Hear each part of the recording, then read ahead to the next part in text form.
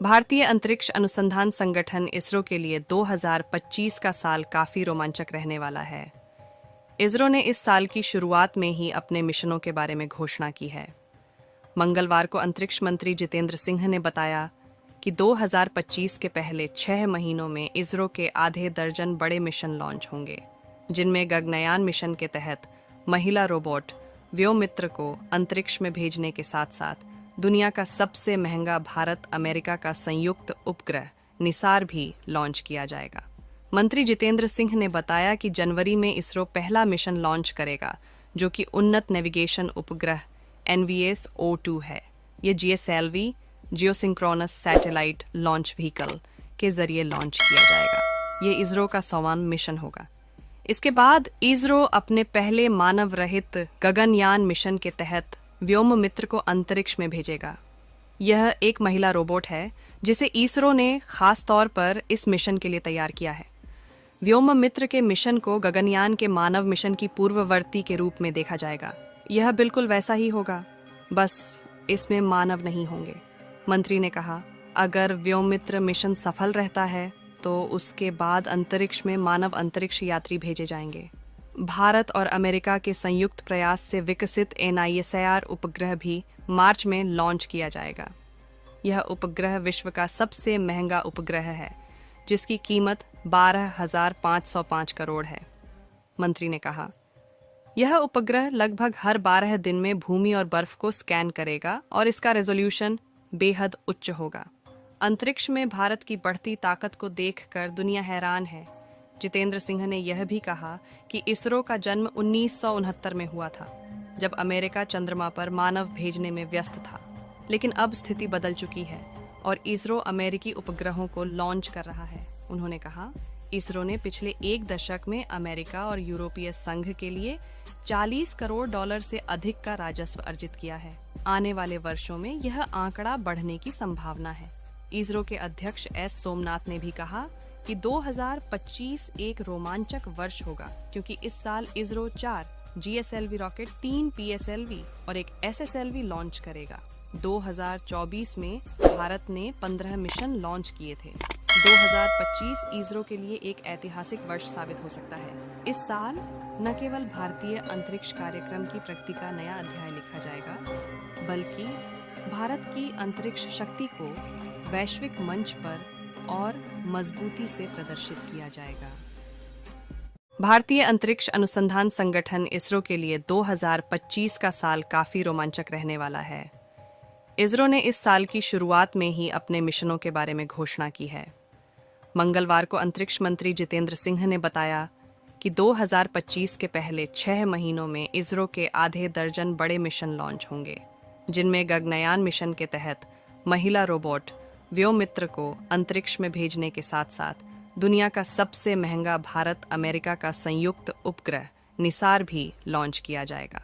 मंत्री जितेंद्र सिंह ने बताया कि जनवरी में इसरो पहला मिशन लॉन्च करेगा, जो कि उन्नत नेविगेशन उपग्रह NVS-O2 है। ये GSLV geosynchronous satellite launch vehicle के जरिए लॉन्च किया जाएगा। ये इसरो का 100वां मिशन होगा। इसके बाद इसरो अपने पहले मानव रहित गगनयान मिशन के तहत व्योममित्र को अंतरिक्ष में भेजेगा। यह एक महिला रोबोट है जिसे इसरो ने खास तौर पर इस मिशन के लिए तैयार किया है। व्योममित्र के मिशन को गगनयान के मानव मिशन की पूर्ववर्ती के रूप में देखा जाएगा। यह बिल्कुल वैसा ही होगा, बस इसमें मानव नहीं होंगे।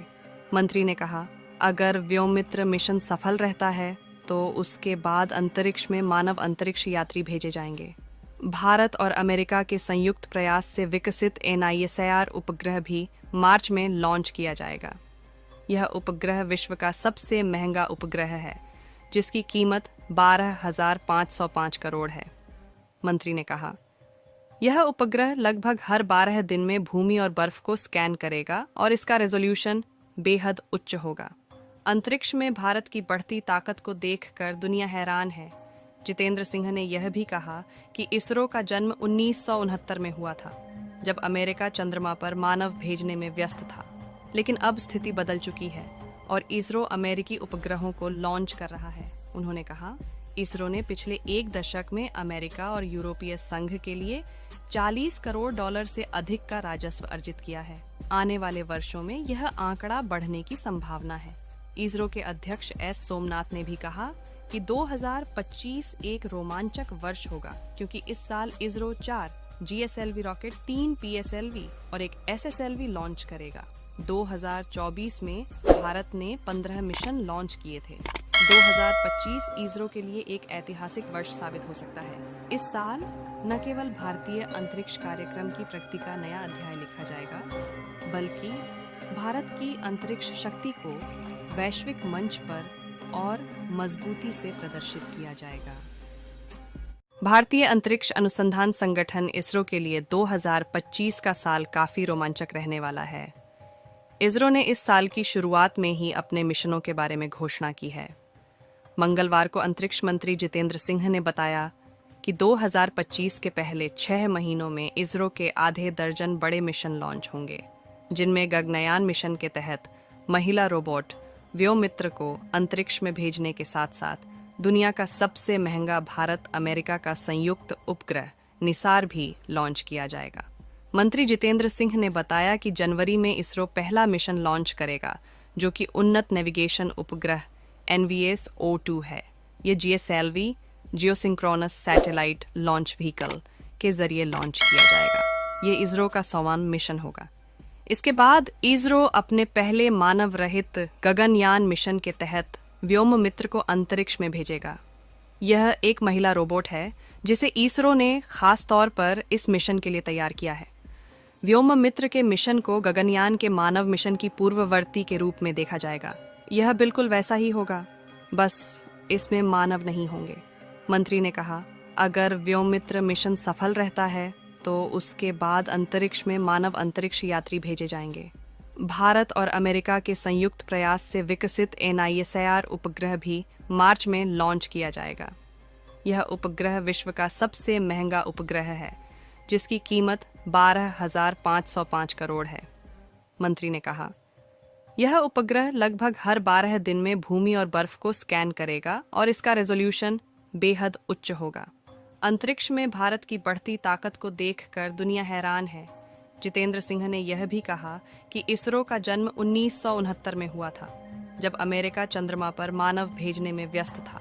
लेकिन अब स्थिति बदल चुकी है और इसरो अमेरिकी उपग्रहों को लॉन्च कर रहा है। उन्होंने कहा, इसरो ने पिछले एक दशक में अमेरिका और यूरोपीय संघ के लिए 40 करोड़ डॉलर से अधिक का राजस्व अर्जित किया है। आने वाले वर्षों में यह आंकड़ा बढ़ने की संभावना है। इसरो के अध्यक्ष एस सोमनाथ ने भी कहा कि 2025 एक रोमांचक वर्ष होगा, क्योंकि इस साल इसरो 4 GSLV रॉकेट, 3 PSLV और एक SSLV लॉन्च करेगा। 2024 में भारत ने 15 मिशन लॉन्च किए थे।